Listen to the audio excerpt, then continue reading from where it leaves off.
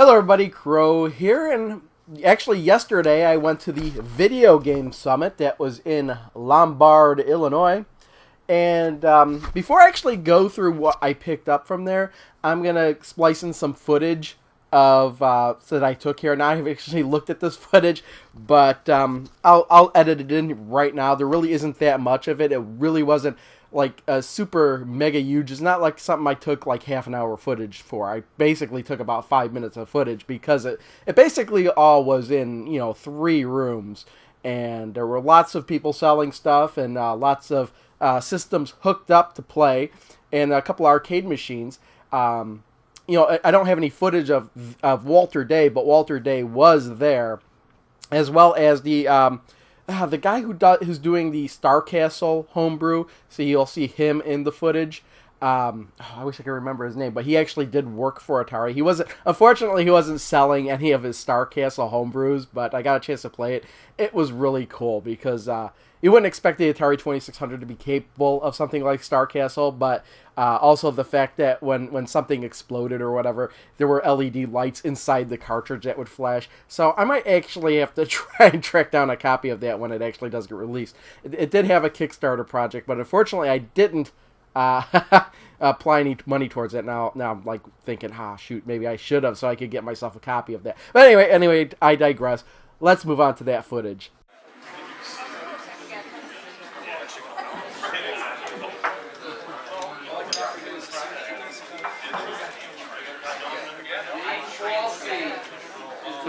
Yeah, I don't know.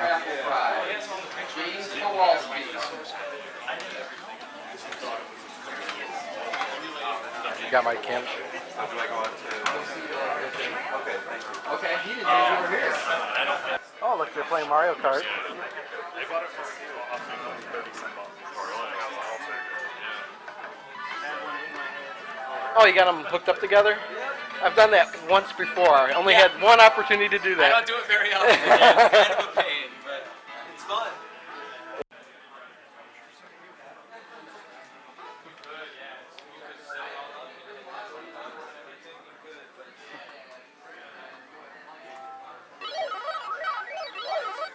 Happy?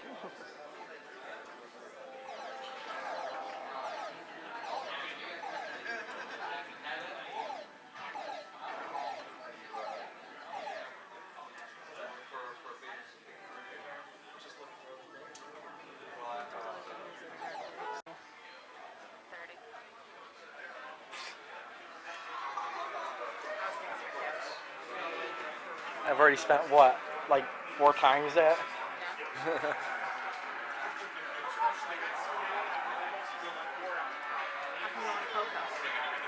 I really don't know anything else. I never owned one. I'm really not familiar with the games.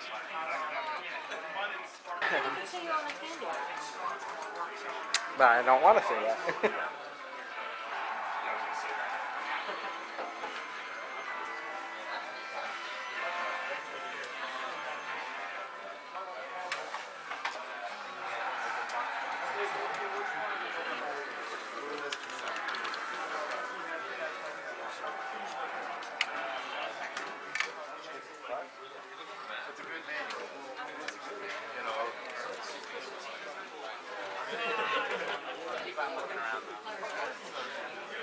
Yeah, I know. I was pointing it out earlier, but look at that. That's the original Nintendo bundle set. Alright, now, before I get into like all the games and stuff I picked up, Walter Day was there, and he was there basically promoting, the video game trading card series things that he thought up of, and I guess it's going full force. I knew he was thinking of something like that. I didn't realize they had already made 250 cards, or rather, they actually have 150 for sale. If you go to this website, it's videogametradingcards.com. You can actually buy sets for yourself, and while we were there was a whole bunch of people there that actually are on these trading cards. Now, they're not trading cards like, oh, we're going to put Mortal Kombat on this card, we're going to put Street Fighter on this card, that kind of stuff. No, it's actually the people who like make the games, the world record holders, that kind of thing. It's the actual people that are on the cards. And there were a bunch of people there that actually had cards, and they gave away cards for free, and I had them all sign them, and some of them were signed directly to me. So my wife actually got herself a set too. I actually can't show you those because my wife actually put all these cards in a binder. She actually found I really don't know his name, but he's with Star Worlds Arcade, and they're in DeKalb, Illinois, and it's not Star Wars Pat, it's another guy who works there, and they actually sell the cards there. And my wife actually found him before he was going to leave and asked if they had cards to sell. He had cards to sell on him. And she bought a pack of, I think, an A-B set. So it's like 100 cards. It was like $30. And then she organized them all and put them all in this binder. So, yeah, we got a binder full of cards.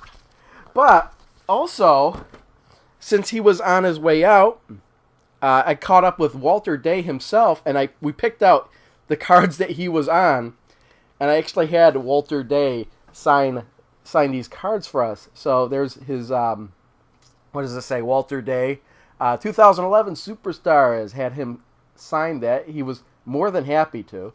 And then there's another Walter Day card. Walter Day retires to promote music career, and he signed that one as well. So, so I'm gonna have to put this back in that folder, but. Yeah, extremely happy to actually, and that's actually the second time I've seen Walter Day. I actually saw him earlier this year at the Midwest Gaming Convention where he spoke, and I didn't even know he was there, and because I don't really look at, I was like, oh, I'm gonna go, and I don't look at the event. I don't look who's gonna be there or anything. Same thing here. I didn't know Walter Day was gonna be there, and it just took me by surprise. But in the other show, Midwest Gaming Classic, I passed him in the hallways. Holy crap, Walter Day! I didn't know he was here. But yeah, so we got all those trading cards. It was very cool. Got a whole bunch of them signed. I know there's a card in here for Hank Chen. There's a card in here for Billy Mitchell, Steve Wiebe. All those guys. Let's see here. I think she put the ones that we had signed in the back here. So there's actually a card for the Video Game Summit 2012. That one's been signed. Yeah. By, I guess, the guy who organized it. Which I think is this guy down here. Dan Icovelli. Maybe. I don't know. Maybe I'm wrong. Look like the same signature on both of these. Yeah, it's gotta be.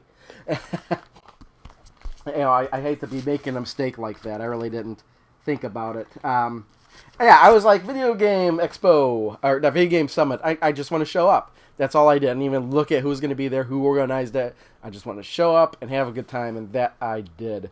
As for pickups, very first booth I showed up at, I spent $80. And that's why it's going to be hard for me to say, okay, I spent this much on this one. I basically grabbed a whole bunch of games and basically said, the guy's like, well, I'll give you, I would normally charge you this much for all of these separately, but since you're buying so many of them, I'll take $20 off. Something like that, but I don't really know. I'm trying to organize what I had bought. So let's actually start from the beginning. Odyssey 2 game. Freedom Fighters. I was actually going to buy this one off of eBay and then totally forgot about it. I didn't like the prices that were being charged for it, but this one is complete in the box. Got the cartridge here, got the manual here. I think he was originally charging like $10 for it separately. At least he had a sheet. You had to look up everything on the sheet separately, and I think it was like $10. But I kind of popped this in, played in a little bit. It's kind of like, it seems like an Odyssey 2 version of Defender of sorts, because you're trying to rescue people while shoot everybody else. So, yeah, let's hear some footage.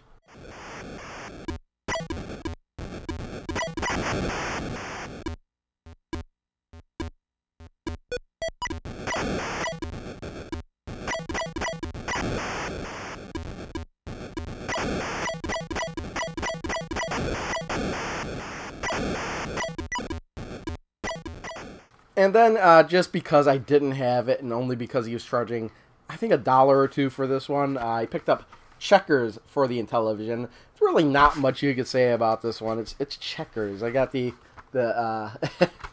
the cartridge and the 2 overlays and a manual. So checkers, I played against a computer, and the computer whooped my ass because it's been such a long time since I played checkers. Also, I really wasn't aware of the rule where if you had the chance to jump somebody, you had to jump somebody. I always played that as an option, but I guess this game forces you to make the jump and take the piece if given the opportunity. I think that might be the really true way to play checkers, but I just never played that way, and it kind of threw me off. So yeah, some footage.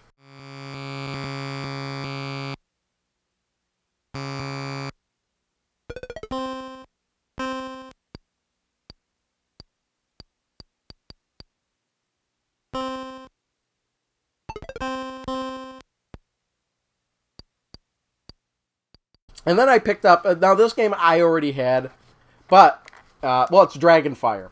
Now the reason I picked up Dragonfire, despite the fact that I already had it, was because it's the only Intellivision game I had only the cartridge.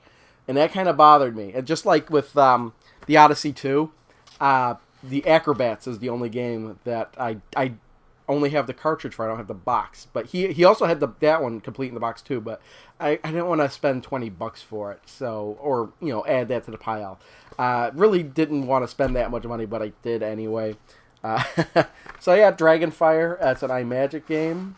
It's got the manual. It's got 2 overlays, and 2 overlays and a cartridge that just fell out of the box. Now I played this one a bit, and the Intellivision controller makes this very difficult. You might be able to tell from the footage. I don't know what footage I'm putting up, but better move over because I'm not even thinking about this stuff there. It's just the disc really doesn't lend itself well to this game, and the dragon when you're dodging, it's just very difficult. And I was playing on easy, so I hate to see the harder levels. But still, it's a fun game. It's also on the Atari 2600 and the ColecoVision. But I think the Intellivision version might be my least favorite.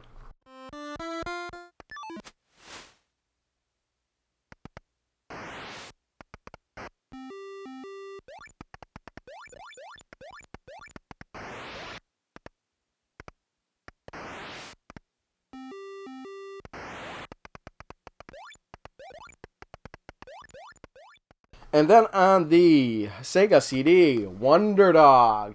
This is kind of one of those games I just wanted to... It's one of those early Sega CD games that I've always seen in magazines and stuff. And, I'm really interested in this game because it's one of the very few Mario-esque platformers, I kind of want to say. I mean, you had Sonic CD, but I don't think that came out till a little bit later. But this was almost the game when the Sega CD was released. They were like, "Hey, look, Wonder Dog," and this has got the disc and the manual and everything in here. So I figured I'd pick it up. And see, Dragonfire wasn't that much. It was like $5. This one was, I think, $10 complete in the box. So the game really didn't play that well. I don't understand the convention of a projectile that starts by shooting up in the air. But still, what are you going to do? Wonder Dog.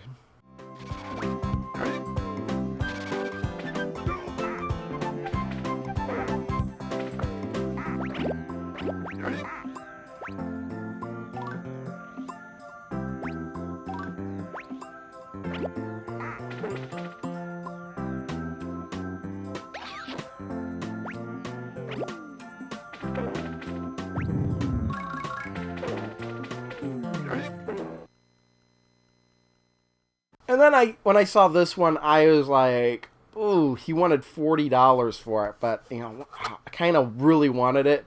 And seeing as how it was like the first booth of the day, I was like, I'm going to pick it up. And that's Heart of the Alien.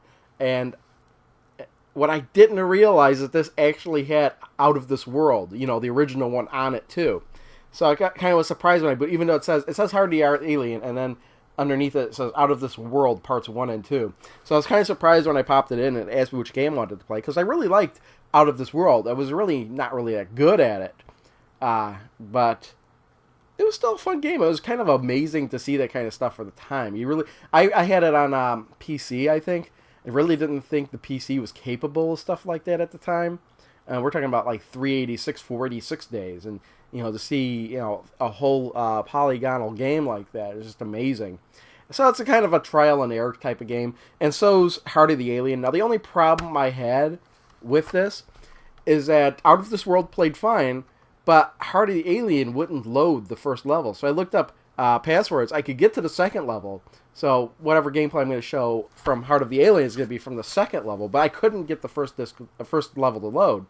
And the disc is kind of scratched up. So I'm just going to have this disc taken to like disc replay and resurfaced. I really don't think I'm going to have any issue. But I tried it in my JVC XI, my Sega CDX, and my original Sega CD. And they all had the same problems with this disc. So I'm going to have this resurfaced. It should play. Everything else plays. It just wouldn't load that one level. So, yeah, it must be something just on that part of the disc that it doesn't like. And it won't load.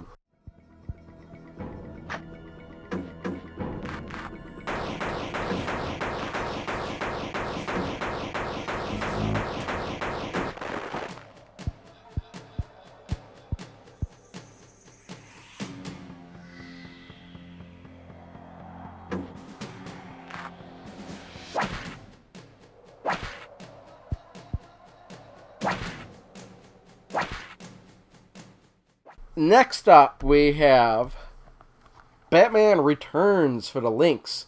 I think he wanted originally 15 or $20 for this. I'm not really sure. It was sealed. I did open it up to get some footage for it.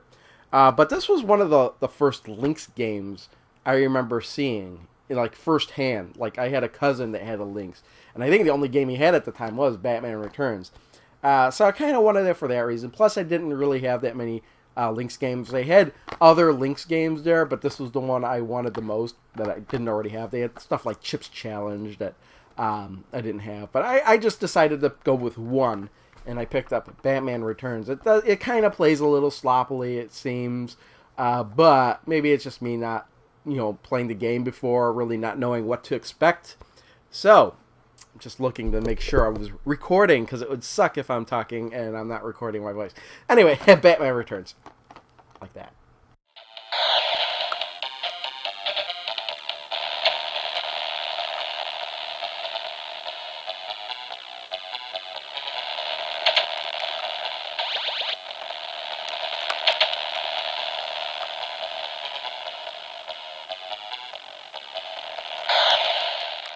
And then actually later on in the day, I revisited the same booth and picked out a couple of Atari 2600 games that my wife actually paid for. Now, for all four of these,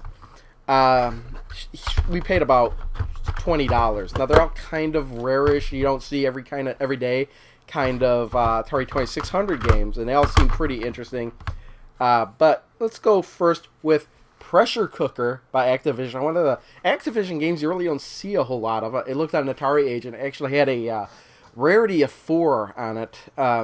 Took me a little bit of while to figure out what I was supposed to be doing in the game, but you're actually looking at the orders at the bottom of the screen and these burgers are coming down the conveyor belt. You're trying to put the proper toppings on the burger, run it down to another screen, and give it to the proper customer.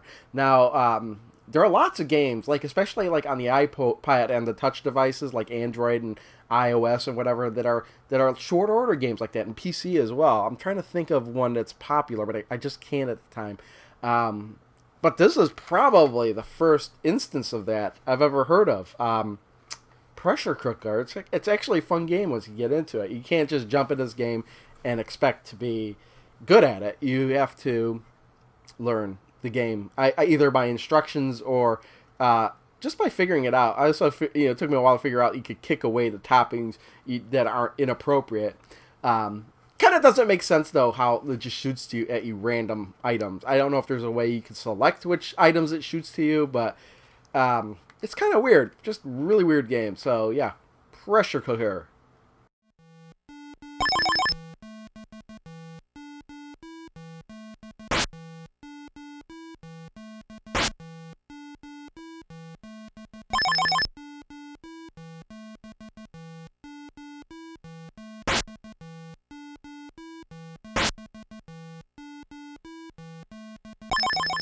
Alright, next up is another one called Picnic, and played this one for a little while. Game isn't really that great. It kind of doesn't make any sense. I have no idea. I guess you're a fly swatter. I think you're supposed to be controlling a fly swatter and swatting the bugs away from the food and hoping they land in the box in the middle. It's a very bizarre game, and I'll just let the footage that I've taken speak for it.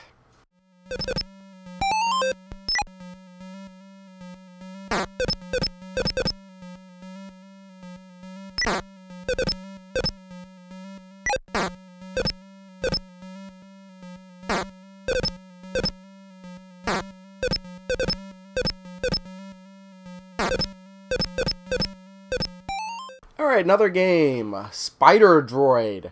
Now, what's really weird about this game is I popped it in, and it is exactly the same game as Amadar, except with different graphics. It's like a hack of Amadar, and more annoying sound effects. So if you have Amadar, which is a more common game, and should be less expensive, get that. I actually have that in the box. It's a fun game. This is exactly the same game. It just blew me away when I plugged it in and started playing it. I was like, this is Amadar. What the hell? I mean, even when you get to the second level, everything changes to an alternate sprite base, just like an Amadar. But this is Spider Droid. Very bizarre.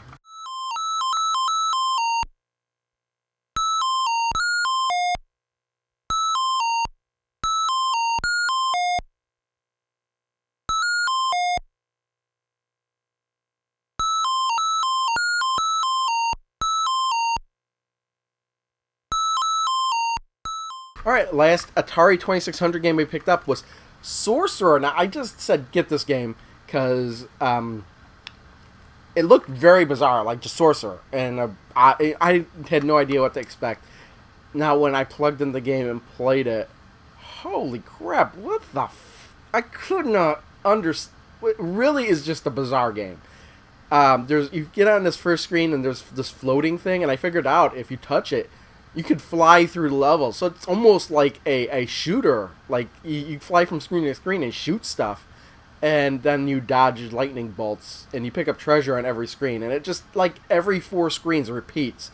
It's not that great of a game. It really isn't. But, wow. I'm kind of glad I have this game, though. Because it just... The game, it doesn't match what's on the cover at all. I don't know what I was expecting, but I sure wasn't expecting what I saw. So here's more footage of that.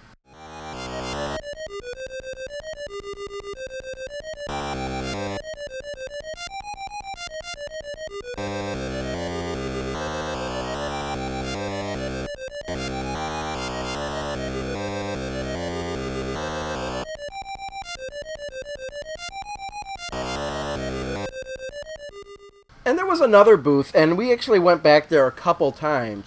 And I was actually meant to show these first, but I guess I kind of forgot. Well, actually I'll show this first, because it was actually the first thing we bought there at this one booth. And my wife really wanted this GameCube, because it had these cool Super Smash Brothers sticker all over it. Now, they only wanted $10 for the GameCube, with, like, everything, just no controller. You have I got plenty of controllers, so the AC adapter and the AV cables. And she's probably going to replace this one with the one we have upstairs. But she just really liked the sticker, and I was like, you know what? If you went online and tried to find a sticker, you're probably going to wind up paying $10 for it anyway. Plus, it goes really good with this purple, so she had to buy this. And also, what I bought at the booth, and we kept going back there and we bought, like, all this stuff we bought, like, one at a time, because they kept putting more and more stuff out. But 2 Atari 5200 controllers in the box. Now, I guess if they were new, they said they weren't new, and they couldn't really verify if these worked or not. But I took them out and I looked at them. They looked like they were in really good condition.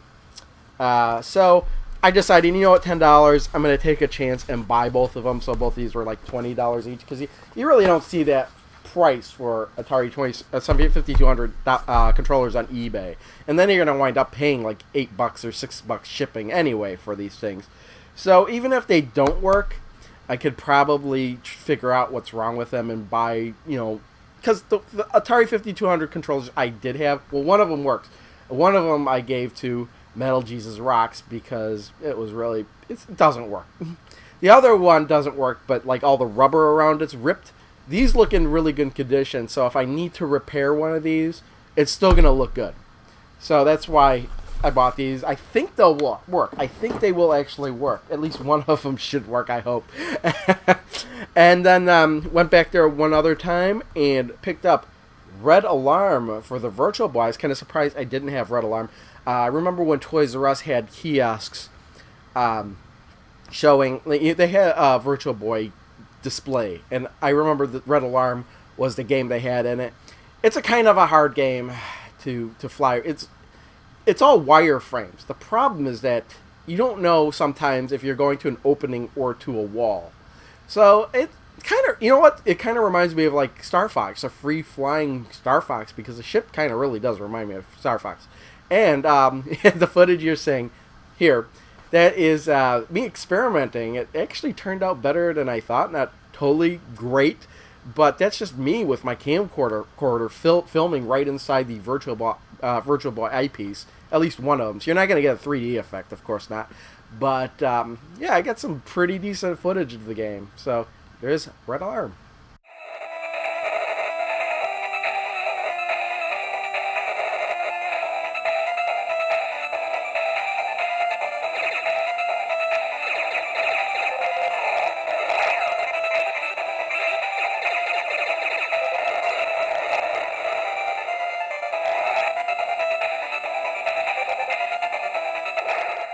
And then I saw this game, and I was like, oh, Master System game, Power Strike. And I couldn't figure out, I was like, oh, I don't want to get it if it's like the European version. I couldn't think of whether or not Power Strike was actually a US release or not. And I kind of looked it up, walked away, looked it up. Yep, I was like, this is the US release. And I paid $20 for this. Complete. We have a manual and the game in there. Played it. It is excellent. It really is. The only thing that is kind of bizarre about the game is that the power-ups, when you shoot them, the numbers, they fly away from you on the screen. So you got to be careful. Try and shoot them when they're closer to you so you can grab them if you need them. But wow, what a great Master System game. I'm really glad I picked this one up, Power Strike. As far as I know, it's part of the LS series. Other than that, just from what I looked up, what else is in the LS series? I don't really know. I know LS is a game, shoot 'em up that a lot of people are into, at least the whole series. So yeah, just Power Strike. I'm just the Master System game that I didn't have. That I was like, okay, you know what? When is the next time I'm gonna see it? What kind of threw me off is that the cover. It's just blue and white. And the back, too. I mean, it's a really, really cheap label. So it made me thinking, is that just the printer? What is this? It's not color, not even action at the top. But apparently it was just released later in the 1988 Tonka Corporation. They were just cheaping out on the covers and stuff. It's unfortunate. I mean, the cover, it just looks like a bootleg piece of crap. But this is the actual label. So, Power Strike.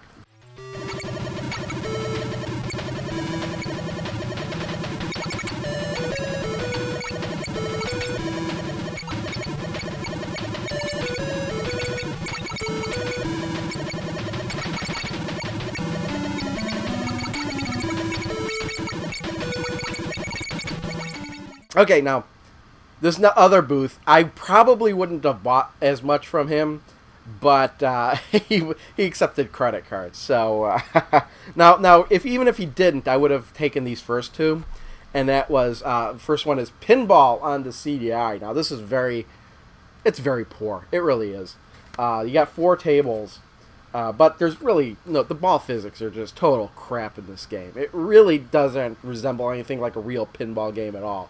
But asking $10 for it, and it's complete. I mean, this is the outer case. You slide it out, you get the inner case, the plastic shell, and then you open that up.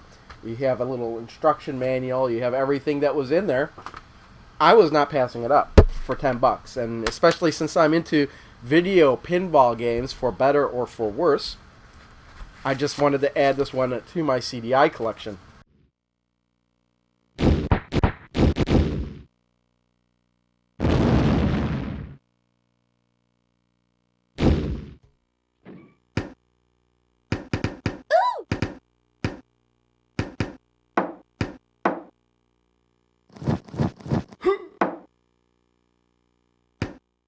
And while I was there, he had stacks of CDI games, but I actually picked up one more CDI game, and that's Tetris on the CDI, complete in box.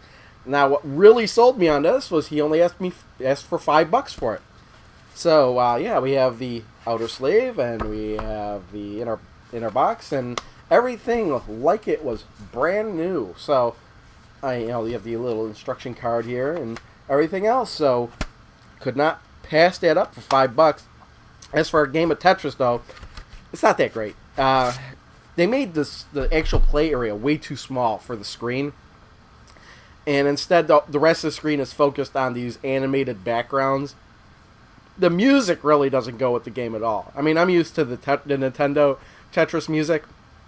Even the Commodore 64 Tetris music was great. This puts you to sleep. The music they chose, snoozy time. Unbelievably bad. And also, the controls are wonky, too. Because you got one button to turn the piece. Pushing down doesn't make the piece go down. You have to hit the second button. Excuse me for a minute. My throat is really... Okay. Weird. The second button just shoots your piece all the way to the bottom of the screen. You don't have a chance to... You can't, make it speed up for a little while. No, it just goes right to the bottom of the screen. So, in this footage you're seeing of me playing Tetris, it's because I didn't really grasp the concept of, teleporting the piece. I've seen that before, but as a different button. Yeah, no, and I just haven't played it that way in a while. And for a couple times, too, I kept getting the buttons confused. So, instead of turning the piece, I kept shooting the piece down. It's not a very good edition of Tetris, but for the CDI, it's got good backgrounds. That's all I can really say for it. Anyway, yeah, Tetris.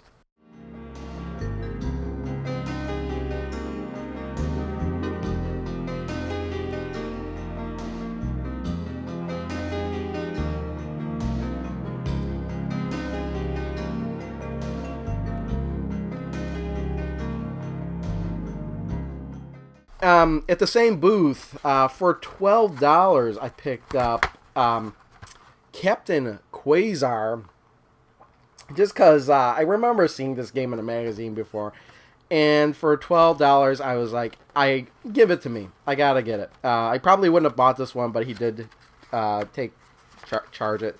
Problem with this is there's no manual. I mean, I do have quick start instructions, but I just have the disc in here. No big manual, but I do have the box. So the game itself, it's very difficult to play. It's to run around is very unusual because it's got a 45 degree isometric angle type deal going around, and they zoomed in too far on it. Now I don't know if I could have zoomed out or not, but when you run around on the screen, it just you run into stuff so quickly. You barely have time to react. But you know what? I think the game is a little bit forgiving. I did run around for quite a while not knowing what I was doing without dying. And I did kill a lot of people in very humorous ways. And the game is almost trying to be too funny for its own good. Lots of full motion video to watch. It's just a quirky game. The guy in the cover reminds me of Blasto, if you remember that guy. But yeah, you'll see from the footage, just very, for a 3DO game, it's alright, I guess. So, yeah, maybe I just have to play it a little bit more, but yeah, Captain Quasar.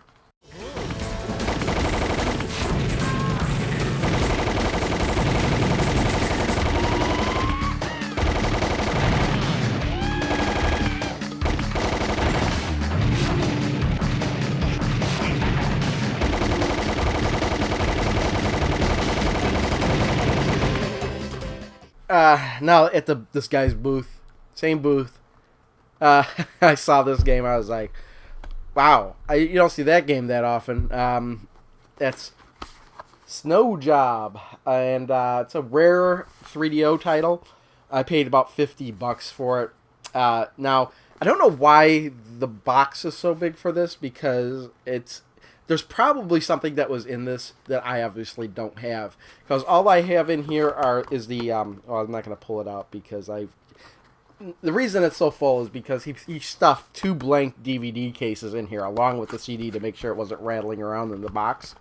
But I do have the instruction manual for this, and the at least the instruction manual that's in the jewel case. I don't know if there's a bigger book or anything that came with this, which is what I'm thinking came with this. It really doesn't say in the box. Oh, there's a book in here. Wait, you got more? No. It doesn't say what's in the box actually.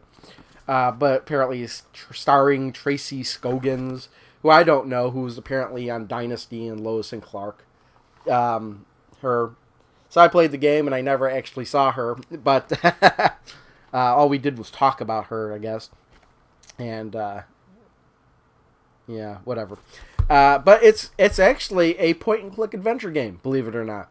But when you're walking around, you can look around the area in like a full, you could just look around, like up, down, the whole area scrolls around with you. So it's kind of unique in that respect, but it also seems like a very difficult game because, I don't know, I'm more used to those Sierra games, but the fact that you have this whole environment now to search, I don't know. I played this for a little while, and, it seems like a pretty good adventure game, just with a different spin on it. So, yeah, there's Snow Job, which is 17.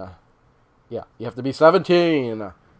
Guidance for 17 and under. So it's not like a X-rated game or anything. It's just adult situations, I guess. Sex. Sometimes I eavesdrop. The other day I tapped into some news group. I don't know, it was something about saving the environment off of Long Island Sound. Anyway, there was some encrypted messages, just like the one I showed you about Lara. What it's worth, here's the internet address. Alright, there was another booth, and I was kind of I kind of passed by it a couple times, and then I happened to see they had an Atari 600 XL there, and then I was like, wait a minute, they have some computer games here. I wonder if they have any Commodore 64 games. I started kind of looking through it, found 2 games. I got both of these games for, one was 15, one was 12, but he gave them both to me for $20. And the first one I saw was Marble Madness for the Commodore 64. This is actually a game I used to have, and I was like stoked when I saw it because I was like, holy crap, this is one of those games I would buy off of eBay if I saw it, and I'd thought about it. But yeah, there's the inside of it. Very cool. The only thing it's missing is the instruction manual. We're missing it's not in here at all. I checked. But that's okay. We got the disc. And then a quick start guide and a registration card, which I might send in. It'd be interesting to see what they say about that. Electronic Arts is still in business, right?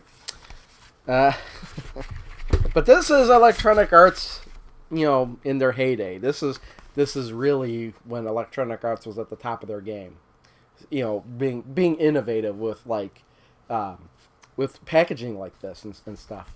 But yeah, I stuck this in, I played it, and I got about as far as I normally did when I was a kid, so I was kind of pleased with that. But yeah, Marble Madness.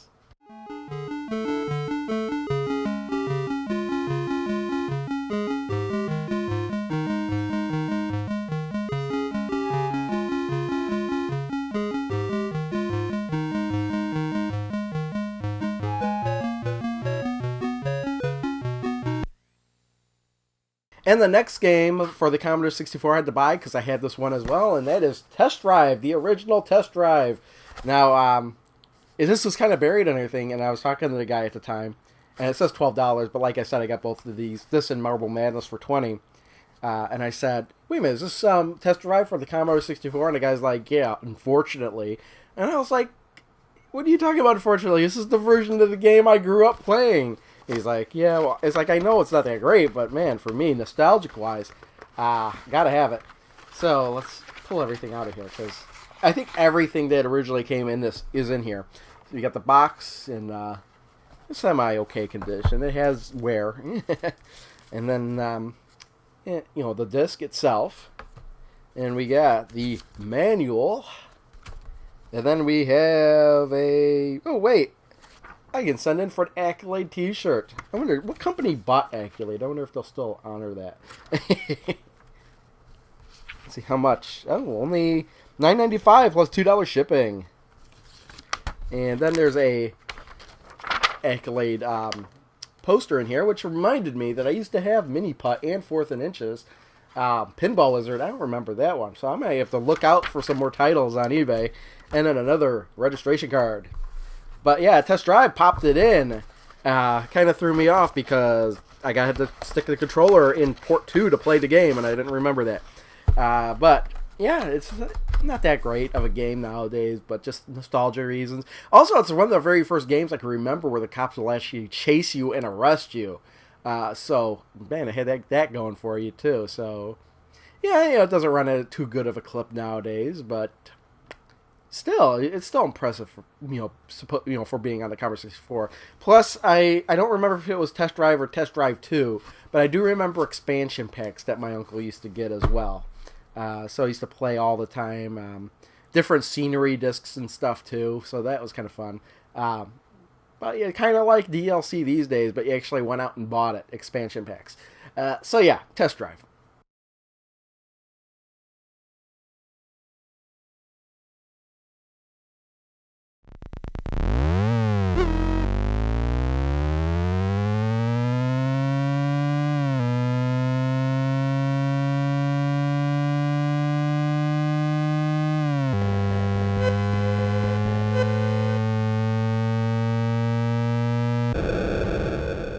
Okay, and finally, the last booth I visited, these guys showed up late. They showed up like a couple hours after the event started. But I was kind of looking through their stuff, and I picked up Bad News Baseballs for the NES for $1. So I thought that was a pretty good price for a game I didn't have.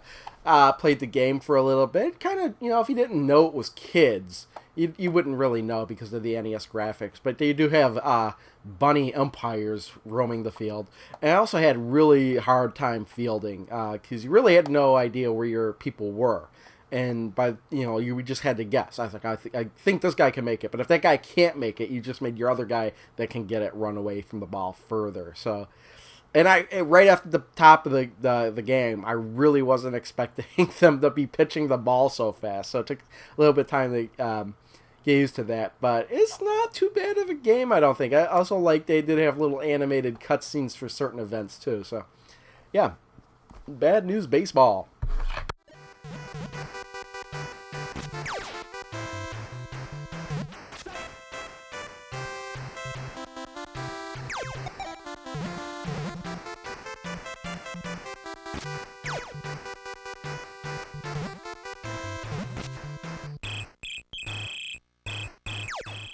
And then I had looked up this game. I saw it. I was like, I don't think I have that game. I looked it up. Didn't have it. And I was like, I have to get this game. And that's the Battle of Olympus. And paid $2 for that. The cartridge is kind of in a weird, bubbly thing going on here. Don't know if you could make that out. But I bought it anyway. The game works. Kind of reminds me of an adventure of, the Zelda 2 type, side-scrolling type deal. Not too bad of a game. I talk to people. You have an adventure. Really, footage you're seeing right now. It's me the first time ever playing this without ever playing it before. So I don't really know what to expect. So yeah, there you go. Not too bad. Glad I picked it up. Battle of Olympus.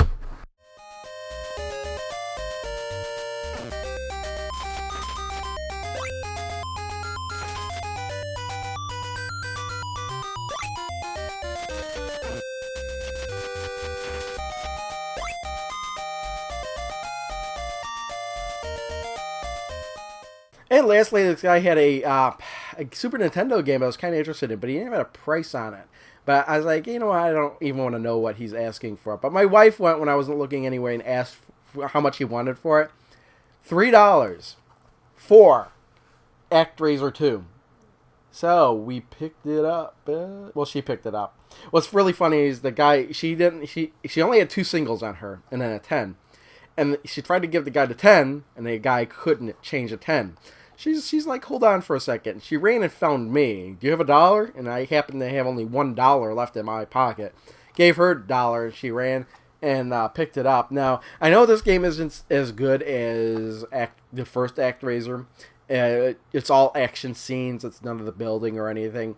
But it seemed okay to me. I just need to get used to the controls, I guess. What your footage you're seeing is me really fumbling around with the controls because I couldn't figure out how to make them hover or go far or do the stab dive move or whatever I keep seeing him do in the intro. Maybe I can't do that yet. I don't know. But, yeah, it didn't seem like too bad of a game. I don't think it's too bad of a game, but apparently I think a lot of people were disappointed it wasn't a lot more like ActRaiser 1. But, you know, ActRaiser 2, it's not bad, especially for $3.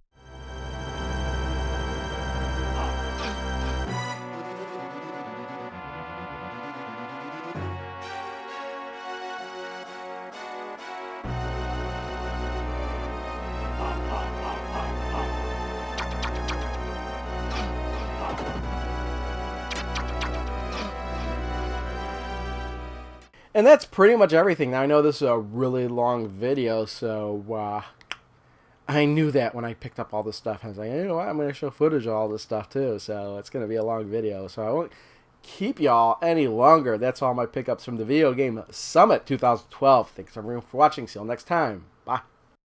So it turns out that the aliens are a big bunch of pusses.